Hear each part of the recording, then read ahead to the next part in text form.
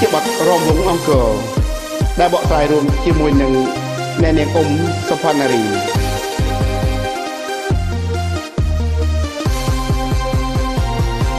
ប្រណងសូទៀងចម្រៀងរាត្រីចូលឆ្នាំកាលនងអូនផ្ដាំ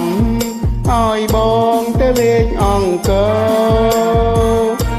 បងបានយកការទៅថ្វាយទេវតាសូមប្រទានពរជួយថែអង្គរឲ្យចិនទេព្រោះជាគេដំណើរខ្មែរស្រណងរំដួលក្រអូបឈរពេញព្រឹក្សាលោកដៃបេះផ្កាអរាស្រមៃប្រឹងស្នេហ៍រំមុខអង្គរជូនច្រៀងបន្តក្រំពន់លឺខែគេផ្លុំកញ្ចៃរួមដូគូអូនប្រច័នតែបងស្រណងស្រងស្រងយើងក្បងទឹកចែកគ្នាញ៉ាំ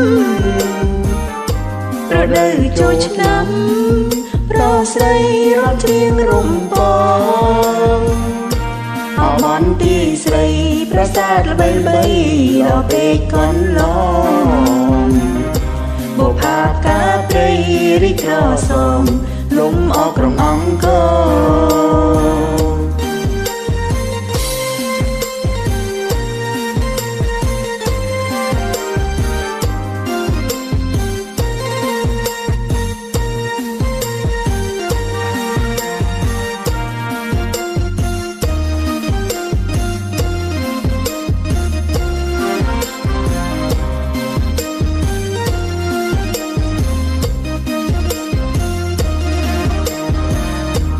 ប្រណងសូទៀងចម្រៀងរាត្រីចូលឆ្នាំកាលនងអូនផ្ដាំឲ្យបងទៅលេងអង្គរបងបានយកការទៅថ្វាយទេវតាសូមប្រទានពរជួយថែអង្គរឲ្យចិនទេព្រោះជាគេដំណើរខ្មែ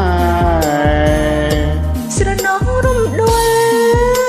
ក្រអូបឈរពេញព្រឹក្សាលោកដៃបេះផ្កាអរាស្រមៃប្រឹងស្នេហ៍រំមុខអង្គរជូនច្រៀងបន្តក្រំពន់លឺខែគេផ្លុំកញ្ចៃរួមដូគូអូនប្រច័នតែបងស្រណងស្រងស្រងយើងក្បងទឹកចែកគ្នាញ៉ាំរដូវចូលឆ្នាំប្រស្រីរំច្រៀងរំពងអបនទីស្រីប្រាសាទល្បីល្បីលពេកកនឡងបុផាកាព្រៃរីករាសំលំអក្រងអង្គរ